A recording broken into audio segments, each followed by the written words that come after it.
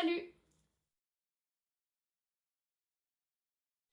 Il y a un an, j'ai subi une ostéotomie bimaxillaire. Dans la dernière vidéo, je vous ai demandé si vous souhaitiez avoir un live Instagram ou une vidéo FAQ et vous avez voté plus pour la vidéo FAQ, donc me voilà aujourd'hui. Après, j'ai quand même étudié cette histoire de live Instagram parce que je pense que certains d'entre vous m'ont demandé expressément de faire ça, donc je vais regarder comment on procède. On va attaquer tout de suite avec les questions, comme ça me permettra de développer un petit peu plus. J'ai déjà répondu à peu près aux questions dans la dernière vidéo, dans les commentaires, mais après personne ne lit trop les commentaires. Et je pense que là, je vais pouvoir me permettre de m'épancher un petit peu plus sur chaque cas. Alors, première question. Morane me dit « Coucou, félicitations à toi. Dis-moi, après ton opération, au bout de combien de temps réellement as-tu commencé à manger normalement, à croquer et mâcher, et as-tu senti au niveau de ta joue la cassure de ton os quand tu passes la main ?» Alors, par rapport à la cassure, effectivement, je la sens ici, et surtout là. Et je sens même un petit peu ma plaque là, et derrière mon nez je les sens, mes plaques, je sens que ça fait comme des petits excroissances un tout petit peu, donc et là en fait effectivement je sens un petit creux. Après ça se voit pas je pense, parce que c'est vraiment tout petit, et puis on sent un petit peu la forme de la plaque aussi je pense. Mais moi j'aime bien ce côté un peu bionique, refabriqué. Ça montre par quoi je suis passée. Ça me fait marrer quand je regarde ma radio avec toutes mes plaques et tout. Ça fait vraiment un peu quincaillerie et je trouve ça assez rigolo. Après je sais qu'il y en a qui supportent pas ça, mais moi je trouve ça rigolo. Ça fait partie de moi et je me dis que si un jour on me retrouve 6 mois après ma mort dans les bois démembrés et brûlés, on pourra me reconnaître grâce à mes plaques et à mes dents parce que j'ai un dossier dentaire bien référencé. Oui, je pense à ça aussi, je regarde un petit peu trop crime. Hein. Le début de ta question, au bout de combien de temps j'ai recommencé à manger normalement, donc à croquer, etc. Très honnêtement, alors du coup en novembre, je me suis opérée le 5 novembre. Pendant une semaine j'ai mangé liquide, pendant 15 jours j'ai mangé de la purée et après je devais manger tendre jusqu'à ce que je me sente capable de manger correctement. J'ai recommencé un nouveau job début décembre et franchement pendant toute la formation qui a duré les 15 premiers jours, voire même pendant tout le mois de décembre, je réfléchissais à ce que je pouvais manger ou pas quand j'allais à la cantine. Je me faisais des petits défis de temps en temps, je me disais vas-y essaye. Par exemple fin décembre, les tartes, je pouvais les manger sans trop de soucis. Alors les tartes aux fruits, hein, je vais pas partir sur la tarte aux noix de pécan. Mais après je mangeais pas le trottoir de la croûte. Le pain, j'ai commencé à en manger tranquillement, en mâchant tout doucement et en prenant les parties du pain, par exemple le dessous du pain, les plus tendres, je pense courant janvier. C'est quand même très long. Après moi je suis partisane du je teste, je fais au fur et à mesure et je cherche pas à forcer le truc. Si je sentais que ça passait pas, ça passait pas. Et en plus j'avais l'appareil, donc je pense que je me suis vraiment lâchée au moment où j'ai enlevé mon appareil, du coup après le premier confinement au mois de mai. Parce que bon, avec l'appareil dentaire, il y a des trucs, par exemple, je veux dire, le bon pain de campagne, tu peux pas le manger avec un appareil dentaire parce que sinon tu te fais sauter les plaquettes. Du coup, on va dire que c'est à partir du moment où j'ai enlevé mon appareil. Ça fait novembre, décembre, janvier, février, mars, avril, mai, 7 mois. Après l'opération, mais plus ça allait, moins c'était dérangeant de manger des trucs de plus en plus durs. Après aujourd'hui encore, si vraiment je mange quelque chose de vraiment hard et tout, je peux sentir que ça tire un petit peu et tout, encore j'ai confiance dans mes plaques, j'ai confiance dans ma mâchoire au niveau de la solidité. Après là c'est juste que comme je vous en ai parlé la dernière fois dans la vidéo, j'ai ma gencive du haut qui est encore insensible, donc de temps en temps j'ai un petit peu peur de me faire mal avec la gencive si je croque un truc trop dur. Mais voilà, donc patience. Deuxième question. Lily Rose me demande « Salut, tout d'abord merci beaucoup pour cette série de vidéos sur l'opération, je trouve que tu es la plus complète sur YouTube, merci pour ton témoignage eh bien moi je fais ces vidéos là parce que j'ai pas trouvé exactement ce que je voulais. Donc je vous fais profiter de ce que moi j'aurais bien aimé avoir. Après moi j'aurais bien aimé qu'il y ait plus de vidéos et qu'elles soient plus régulières quand même, hein. Faut pas déconner. J'ai porté un appareil dentaire quand j'étais jeune, j'ai aujourd'hui 17 ans. Et personne ne m'a jamais dit que mes mâchoires étaient trop petites et que j'aurais peut-être besoin d'une opération. Mais j'ai toujours été complexée par mes deux mâchoires qui selon moi sont bien trop en arrière, ou du moins trop petites, ce qui fait que j'ai peu d'espace sous mon menton et que mon profil n'est pas très harmonieux, mais part vers l'arrière. Est-ce que tu penses qu'on peut demander une opération bimaxillaire si la demande vient de nous et qu'elle ne nous est pas proposée par notre orthodontiste? Alors, pour moi, l'opération bimaxillaire, ça peut être effectivement purement mécanique, mais après, c'est quand même vachement esthétique.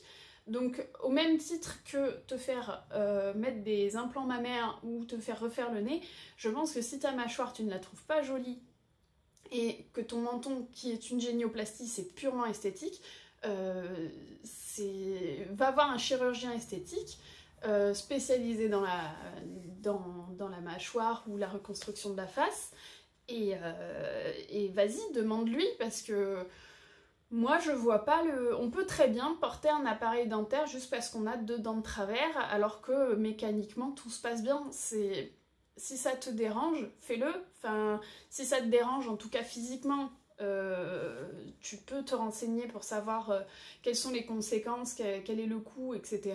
Je pense qu'au niveau de la prise en charge, c'est pas grand-chose, comme quand c'est mécanique. Je pense pas, personnellement, qu'il y ait cette histoire de c'est esthétique donc c'est pas remboursé, ou c'est mécanique donc c'est remboursé, parce que vu que la prise en charge est pas fifole, je pense pas qu'ils aient fait de différence comme ça, mais en tout cas oui, tu peux très bien te demander, tu vas voir un chirurgien esthétique ou ton orthodontiste, tu dis ma mâchoire me dérange, je trouve ça pas joli. Si l'orthodontiste te dit non, c'est pas la peine, va avoir un deuxième, va voir un chirurgien esthétique. Moi franchement je vois pas comment on pourrait te refuser ça. Tu demandes pas une amputation non plus, donc mais oui, si c'est purement esthétique, mécaniquement ça ne te dérange pas. D'ailleurs, je crois qu'il y a une opération qui s'appelle la profiloplastie, où on refait le bout du nez, les lèvres, le menton, pour que ce soit plus harmonieux. Rien ne t'empêche de le faire. Tous les jours, il y a des gens qui se font refaire les fesses, les nichons et le nez. Refais-toi faire la mâchoire. Lily Rose m'a aussi demandé est-ce que tu pourrais donner une fourchette de prix pour l'opération, même si je sais que beaucoup de facteurs interviennent. Ils peuvent faire varier les tarifs. Au niveau des tarifs, le chirurgien, lui, va vous faire un devis qui est en général entre 3 et 5 000 euros s'il y a des dépassements d'honoraires, etc. En général, c'est ça, d'après ce que j'ai pu voir. Mais après, ce qu'il faut savoir, c'est qu'à côté, tu as tout ce qui est la télé. Si tu prends la télé pendant ton séjour à la clinique, les repas, les frais de séjour, l'anesthésiste, le personnel soignant à payer, les radios que tu vas faire à la clinique, le kiné qui va passer te voir, etc., etc. Et ce qui fait que ça fait une facture un petit peu plus grosse. La sécurité sociale en a payé à peu près la moitié et la mutuelle a payé à peu près l'autre moitié. Je pense que je vous dirai un petit peu plus dans le détail comment on calcule ça. En faisant la vidéo sur les mutuelles, je me penche très sérieusement dessus, mais ça me paraît... Enfin, ça m'inquiète un petit peu cette vidéo parce que j'ai pas envie de vous saouler non plus, mais j'ai envie que ce soit assez clair pour que vous puissiez choisir vos mutuelles ou savoir comment gérer avec votre propre mutuelle pour la prise en charge. Parce que c'est vrai que c'est une partie qui est trop importante, mais qui... En fait, chaque assureur va avoir un système de calcul qui peut être différent. Chaque assureur va avoir des services différents et des méthodes différentes. Donc, faire un truc général là-dessus, c'est compliqué. Mais je vais me mettre en collaboration avec mon mari pour qu'on puisse mettre toutes nos connaissances d'assureurs là-dessus. Mais n'hésitez pas à demander des devis à tort et à travers pour pouvoir élaguer au max. Et si le chirurgien que vous avez vous prend beaucoup de dépassements d'honoraires, vous n'avez pas les moyens d'avoir une super grosse mutuelle, n'hésitez pas à soit lui dire excusez-moi, j'ai pas une mutuelle de fou, est-ce qu'il y a moyen de moyenner, ou sinon vous allez voir 3-4 chirurgiens et vous cherchez celui qui va faire la balance entre son coût et le feeling que vous aurez avec lui. Ne prenez pas le chirurgien le moins cher si vous vous sentez pas, il faut être complètement en confiance avec le chirurgien. Mais après, je veux dire, votre mâchoire, vous l'avez pour toute la vie, donc l'argent que vous investissez dedans, aujourd'hui, sera répercuté quand vous aurez 80 ans et que vous ne mangerez pas de la soupe, vu que vous aurez toujours toutes vos dents et que votre mâchoire fonctionnera toujours très bien. Voilà. Ensuite, question numéro 3. Shan me demande: bonjour Laurie, merci beaucoup pour tes vidéos, elles ont répondu à beaucoup de mes doutes. De rien. J'ai une petite question sur la machine à froid que tu avais utilisée en post-opératoire. Pourriez-vous me dire où l'on peut louer ou l'acheter? Je vous remercie. Alors, la machine à froid, je vous mettrai le lien dans la barre d'infos. J'ai pris cette question-là parce que je voulais vous reparler de 2-3 trucs parce que j'ai souvent des questions sur cette machine à froid. Donc elle se loue, elle est très chère à l'achat, donc je crois qu'elle coûte 5000 balles ou un truc comme ça, donc aucun intérêt de l'acheter. Et en plus, le système de location est vraiment très bien foutu. Vous allez sur le site d'Hylotherm, vous sélectionnez le masque que vous choisissez. Alors pour ceux qui font une Bimax, ça peut être soit le masque qui vous prend toute la mandibule comme ça, ou avec la moustache sous le nez. Moi j'avais celui avec la moustache sous le nez, enfin la moustache, le masque complet intégral. Moi j'avais pris ça, ça permet de garder au froid la partie sous le nez. Je vois qu'il y en a souvent qui n'utilisent que la partie, enfin qui ont le masque qui n'a pas cette partie moustache là. Je pense que ça marche très bien aussi. Moi le seul pépin que ça me faisait, c'est que la nuit en fait ça me faisait respirer vachement d'air froid. Du coup à un moment j'avais chopé mal à la gorge et tout, et puis bon... quand t'as les mâchoires bloquées, les pastilles de Strepsil, autant te dire que c'est pas possible. Que ce soit un masque ou l'autre, je pense pas que ça change fondamentalement les choses. En tout cas, donc vous mettez dans votre panier ce masque-là, et après dans votre panier vous choisissez si vous voulez le louer pour 1 semaine, 2 semaines. Je vous conseille très fortement de le louer pour 1 semaine. 2 semaines, c'est vraiment le plus. Niveau confort, mais c'est pas non plus le truc le plus vital. Si vous, vu que le tarif est quand même assez cher, c'est près de 300 balles, si vous voulez économiser un petit peu, je vous conseille de prendre au moins 1 semaine. Après la différence de prix n'est pas énorme, mais chaque petite économie est importante. Une fois que vous avez choisi votre durée de location, vous choisissez la date de livraison. Je vous conseille de vous faire livrer la veille de l'opération, comme ça vous partez à la clinique avec la machine. Donc je vous conseille, même je vous le dis, 1 semaine avant l'opération, téléphonez à Hylotherm pour confirmer que votre commande a bien été passée et que votre livraison est bien prévue.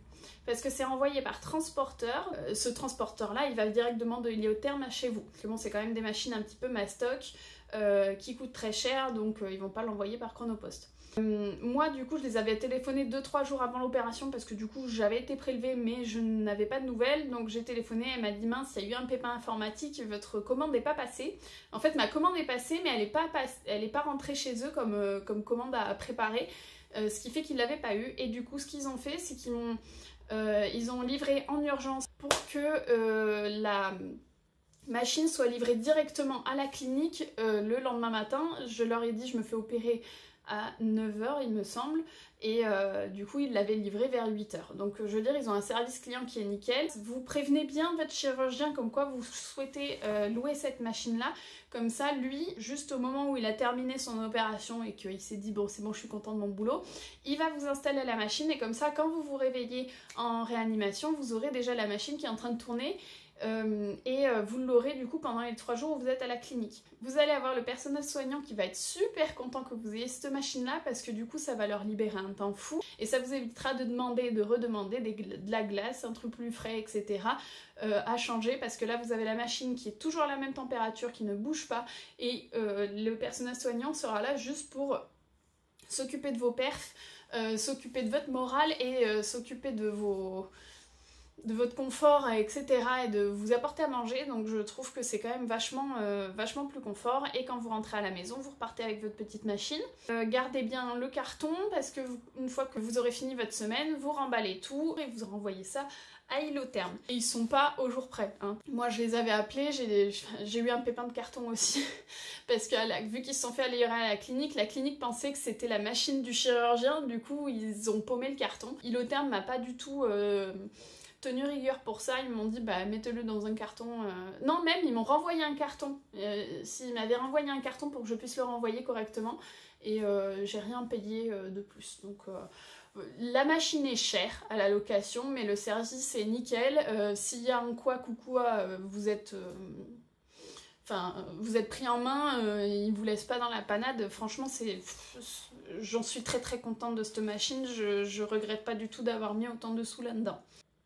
Autre question de Elodie. Je vais dans quelques mois me faire opérer de la mâchoire et j'avais quelques questions à te poser. Je ne me fais opérer que de la mâchoire du bas, mais j'aimerais également refaire mon nez. Penses-tu qu'il est possible de faire les 2 opérations en même temps? Je suis pas chirurgien, mais je me dis, tant qu'à faire une chirurgie en moins et être emmerdé avec ton post-opératoire, autant tout faire d'un coup. Après, je sais pas comment se passe une vraie opération du nez. J'imagine qu'on a des mèches, etc. Enfin, mon mari s'est fait refaire la cloison nasale et il avait le pif avec de grosses mèches dedans pendant quelques jours. Si tu peux ni manger ni respirer, je sais pas si c'est le bon plan, mais demande à ton chir, je pense qu'il sera mieux placé que moi pour t'en parler. Concernant tes retouches du nez, il me semble que tu n'es pas porté d'attelle ou un pansement, sais-tu pourquoi? Alors je sais pourquoi, j'ai pas eu une rhinoplastie. On n'a pas touché à l'os, en fait il a touché à l'intérieur de mon nez. En gros, ce qu'il m'a dit c'est qu'il a raboté l'os au niveau des trous du nez. Enfin, je sais pas si vous voyez comment c'est fait un crâne. Vous avez votre os qui fait un trou derrière le nez, il a un petit peu raboté et il a resserré les ailes du nez et remonté un petit peu la base du nez ici. Donc il a tout fait par l'intérieur et il n'a pas du tout touché à mon cartilage ici. D'ailleurs, bon, ça se voit, j'ai toujours ma petite bosse ici, mon petit... Après, ça a permis de remonter, mais je crois que ça a dû remonter d'un bout de millimètre, mais ça change tout. Et justement, quand j'ai eu mon avancée de mâchoire du haut, ça a évité que ça m'épate le nez... parce que le gros pépin qu'il peut y avoir, j'en ai parlé dans la dernière vidéo, c'est quand on avance la mâchoire du haut, on a le nez qui s'épate un petit peu, et ça, même si c'est très peu, enfin vous voyez, ça peut... je comprends qu'il y en ait qui soient pas contents. Moi, mon chir, il a prévu le coup, il m'a resserré les ailes du nez, remonté un tout petit peu là. Du coup, tout s'est fait par l'intérieur, au niveau de la base du nez. Du coup, j'ai pas eu de mèche, j'ai rien eu du tout, donc c'était très bien. Et je comptais pas me refaire le nez, donc c'est pour ça, voilà. Donc toi, si tu veux te refaire le nez, demande à ton chir. C'est vrai que ça t'éviterait d'avoir une autre hospitalisation, un autre arrêt de travail, une autre anesthésie. Autant souffrir un bon coup et puis basta. Mais après, voir si le fait de pas pouvoir respirer, etc., ça peut porter préjudice à ta convalescence derrière. Merci pour ta question en tout cas. Et dernière petite question de Karima qui me dit: bravo, ton sourire est juste splendide, je te remercie, ça fait vraiment plaisir d'avoir des commentaires comme ça. Je me suis fait opérer il y a un mois jour pour jour. Moi, un live me dit bien et une petite photo bilan aurait parfaitement finalisé ta vidéo. Et merci encore pour tes vidéos. Concernant le live Instagram, je vous propose qu'on se prévoit une date dans les commentaires. Je vais vous mettre 3 dates dans 3 commentaires avec des horaires et vous allez voter pour ceux qui veulent un live sur Instagram. Et on va se caler comme ça, je pense. Et puis une photo bilan avant-après, la voilà. Et en fait ça change pas tellement de la photo que j'avais fait avant-après, 12 jours après l'opération, parce que finalement j'ai un peu dégonflé, mais j'ai dégonflé et pris du poids, donc je pense que ça fait la balance. Enfin voilà, je vous remercie pour les questions que vous avez posées. Elles sont toutes très intéressantes et j'espère que ça vous aura aidé. N'hésitez pas à parler en tout cas de votre expérience dans les commentaires pour qu'on puisse se faire des échanges plutôt constructifs. Voilà. Je vous dis donc à bientôt et merci encore pour l'intérêt que vous avez porté et l'accueil que vous avez fait à ma dernière vidéo. Je vous dis à bientôt et en attendant, prenez soin de vos dents.